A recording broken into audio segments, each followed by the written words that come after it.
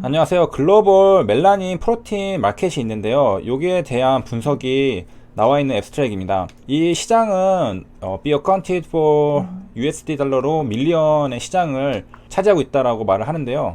그 예시를 들면 이제 어카운트 폴은 뭐 인구의 12% 차지하고 있다. 뭐 이런 식으로 마켓의 몇 퍼센트 차지하고 있다. 그래서 여기서는 지금 XX로 돼 있어서 정확하게 숫자가 나와 있지는 않은데 2019년에는 이렇게, 그 다음에 예상되는 걸로는 2026년에는 또 X로 가려져 있죠. 밀리언 달러만큼 또 시장을 차지할 거라고 하고 있고, 성장률은 뭐 이렇게 계산을 하고 있는데요. 그 이 수치는 뭐 이거 결제해야지 보여주는 건가요? 그거 잘 모르겠는데, 아무튼 이 시장이 뭔가 성장을 하고 있다라는 거겠죠. 그리고 여기에 메이저 플레이어들에 대해서 말해주고 있는데요. 이 메이저 플레이어에 바로 이뮤노믹 테라피틱스가 있습니다. 요 마켓, 멜라닌 프로틴 마켓에 이뮤노믹 테라피틱스가 있다라는 겁니다. 좀 더 이제 정확하게는 이 멜라노사이트에서 멜라닌을 만들어내는 겁니다. 그래서 엄밀하게 말하면 다르죠. 그래서 이 멜라노사이트라는 것은 이제 기저층을 따라 이제 기저세포 여기저기에 흩어져 존재하면서 멜라닌 색소를 생성하는 것을 말합니다. 이게 멜라닌을 만드는 거예요. 그냥 멜라닌 하면은 좀 느낌 안 오잖아요. 우리가 이제 흑인들이 피부가 까맣잖아요. 그 까만 이유가 뭐냐? 바로 멜라닌이 많기 때문입니다. 그러니까 저 피부 좀 갈색인 사람 있잖아요. 시커먼 사람. 그런 사람은 저 사람 멜라닌이 많구나 라고 생각하시면 됩니다. 그리고 이제 흑인들이 왜 멜라닌이 많은가 하면은, 처음에는 자외선을 막기 위한, 강한 햇볕의 자외선을 막기 위해서 한 줄 알았는데, 최근에는 다른 학설도 나오고 있습니다. 뭐 세균을 막기 위해서 그런 거다. 그리고 아프리카에서는 좀 덥고, 그 다음에 먹을 거 많고 세균도 많고, 그래가지고 항균 능력을 가진 멜라닌을 가지게 되었지 않을까 추측을 하고 있고요.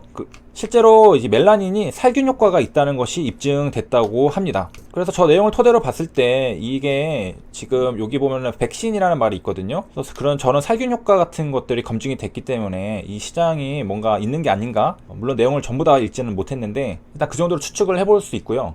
그 다음에 이제 멜라닌이 있으면 흰머리가 늦게 난다고 해요. 그래서 황인보다 4년 늦게 나고 백인보다 8년가량 늦게 난다라고 합니다. 그리고 이제 좀 있으면 이제 여름인데 휴가 갔다 오면은 피부가 햇빛에 받아서 검게 변하잖아요. 그 이유가 이제 자외선이 멜라닌 세포를 자극하고 피부 속 색소가 많아져서 그렇다고 합니다. 그래서 이제 2달은 지나야 원래 색으로 돌아오고, 오랫동안 째면 색 회복이 안 된다고도 합니다. 자, 여기서 멜라노사이트가 기저층을 따라 기저세포 사이에 여기저기 흩어져 존재한다고 했었잖아요.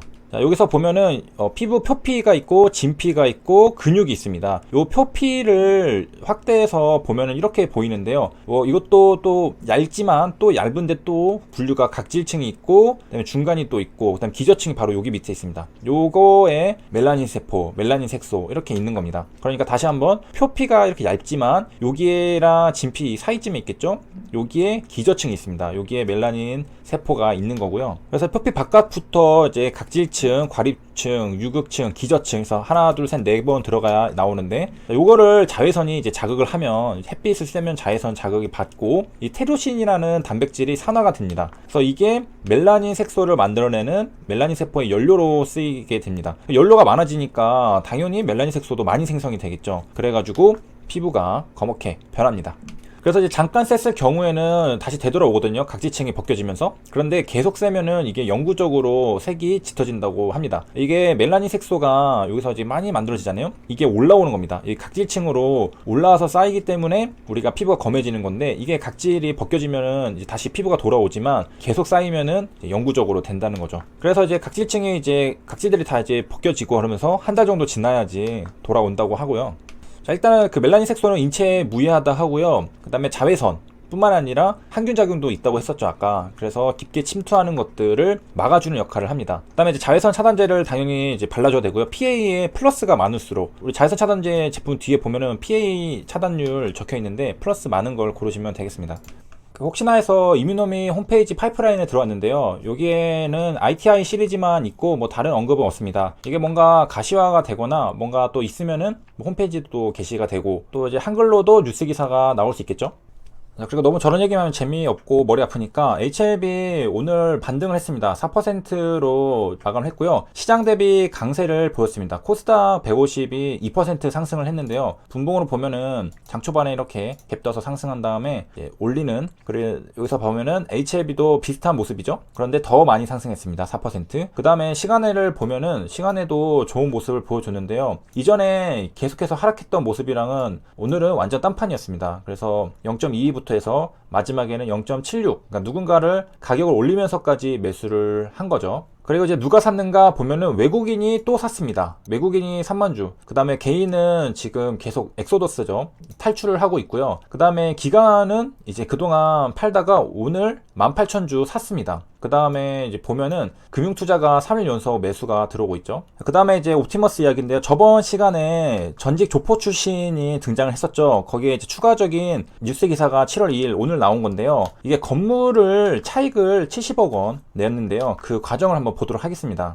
여기 보이는 이 건물이 용인 아트리 파라다이스 건물 전경인데요. 이게 스포츠 센터입니다. 딱 봐도 비싸 보이죠? 이거를 이씨, 그 전직 조폭이 있던 분이 340억 원에 매입을 하고 1년 뒤에 옵티머스가 410억 원에 다시 되사줬습니다. 그 과정에서 70억 원이 이제 차익으로 남게 됐죠.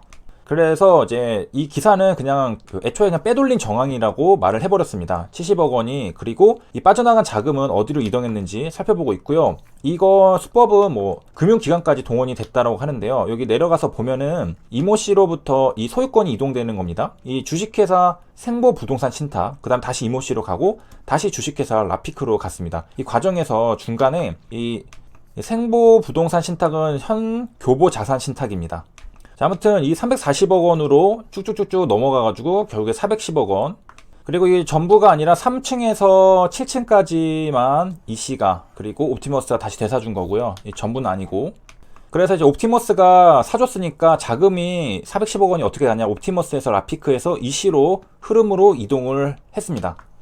지금 여기에 나와 있는 거는 라피크에서 소유권 이동이 끝나 있는데요. 금감원은 옵티머스가 라피크를 통해 아트리 파라다이스를 매입한 것으로 보고 있다라고 나와 있습니다. 그래서 지금 라피크의 소유라는 거죠. 이 돈이 라피크는 어떻게 났을까? 그 전에 이 이씨로 들어간 게 20여 곳 중에 대략 10곳 정도가 이 이씨가 대표이사로 된 회사로 옵티머스 자금이 들어간 거거든요. 옵티머스가 이제 크리에이터 펀드로 그 공공기관 매출채권 투자한다고 하면서 다른 비상장 사모채권에 투자를 했잖아요. 그 기업들이 여기 나와 있는데요. 실제 편입 자산이 이렇게 있고, 마지막에 라피크 등 5개 비상장 업체 사모채권에 자산을 편입했습니다. 그래서 라피크는 여기 옵티머스로부터 자산을 돈을 받았겠죠. 투자를 받았습니다. 그래서 아마도 이제 추정해 보건데 이 라피크 자기 돈도 있겠지만은 옵티머스로부터 들어온 자금으로 이모 씨의 이 건물을 사줬을 가능성이 높죠. 그런데 이제 또 재밌는 것은 뭐냐면은 이모 씨가 처음에 340억 원이 있었을까라는 것도 지금 의문이 있다라는 겁니다. 그러니까 금융투자업계 관계자가 과거 폭력 조직에 몸담았던 입씨가 이 300억 원 매입할 정도의 자금력이 있었을까? 아닐 것 같은데 라고 생각을 하는 거죠. 그 다음에 금융기관 대출도 받기 어려웠을 것 같은데 라고 말을 하는 겁니다. 즉 무슨 말이냐면은 이 340억 원 자체도 처음 옵티머스의 다른 자금 창구를 통해 들어오지 않았을까라고 의심을 해보는 겁니다. 그러니까 이 추정치로 보면은 이렇게 되는 거죠. 옵티머스가 돈을 이렇게 해가지고 이 건물을 대고 이게 이제 차익이 70억 남죠. 그 다음에 이 돈을 또 옵티머스가 여기다 넣었죠. 그 다음에 이 70억 차익이 나고, 그 다음에 이 돈이 이렇게 다시 이렇게 되는 그런 느낌. 아무튼 뭔가 수상한 점이 있긴 있어요. 그래서 보니까 이 스포츠 센터 이용해서 이 씨는 다른 부동산 사업도 하려고 했던 정황이 있다는데요. 내려가서 보면은 이 근저당권을 설정을 했는데 총 9건입니다. 그래서 채권 최고의 금액이 295억 원인데요. 일단 라피크는 이 씨가 대표로 있는 회사죠. 이 씨가 대표로 있는 회사고, 이게 건물을 매입하면서 그 담보대출을 받았습니다. 그래서 역산을 해보니까 대략 한 146억 원 정도 나오지 않았을까라고 추측을 해보고 있고요. 그래서 지금 대출받은 돈은 라피크로 갔는지 이 씨로 갔는지 확인은 되지 않았다고 합니다. 그래서 요약을 하면은 일단 이 340억 원을 건물을 사고서 넘겨서 410억 원에 팔았습니다. 그러면 이제 차익이 70억 남았죠. 그 다음에 이 라피크는 246억 정도의 대출을 또 받았고요. 지금 이 돈은 차익으로 낸 거고, 이 돈은 지금 대출을 받은 건데 이 돈이 지금 라피크로 갔는가, 지금 이씨로 갔는가 그것도 밝혀지지 않은 상태라고 하는 거죠. 그 다음에 이거 기사 머니투데이가 이 라피크가 있는 곳에 찾아갔다고 해요. 그 건물의 지하 2층에 있다고 하는데요. 여기 보면은 안내 간판에 지하 2층에 라피크가 없습니다. 그래서 뭐 주차장, 아트리, 주니어 아카데미 이렇게 있고 라피크라는 이름은 없습니다. 그래서 실제로 갔는데 만나지도 못했다라고 말을 했고요. 이 씨도 연락이 안 되고 이 김재영 옵티머스 대표랑도 연락이 안 되고 했다고 합니다. 자, 그리고 이제 현재는 옵티머스 사모펀드 이제 실사가 시작이 되었습니다. 3일 회계법인이 맡았다고 하고요. 라임에 이어서 옵티머스도 3일 회계법인이 맡았다고 합니다. 그리고 NH투자증권은 엘생의 100억 크리에이터 펀드와 관련이 있는 판매사죠. 회계업계는 이제 사모펀드 부실 사태들이 많이 터지고 있잖아요, 라임. 그래서 이거를 이제 새로운 시장으로 바라보고 있다고 합니다. 그래서 회계법인이 또 잘할 수 있는 일이고 또 수요가 상당히 많아지기 때문에 또 이것도 수익이 되는 거죠. 그래서 많이들 이제 생각을 하고 있다고 합니다. 새로운 시장으로 말이죠. 자, 여기까지 알아봤는데요. 시청해주셔서 감사합니다.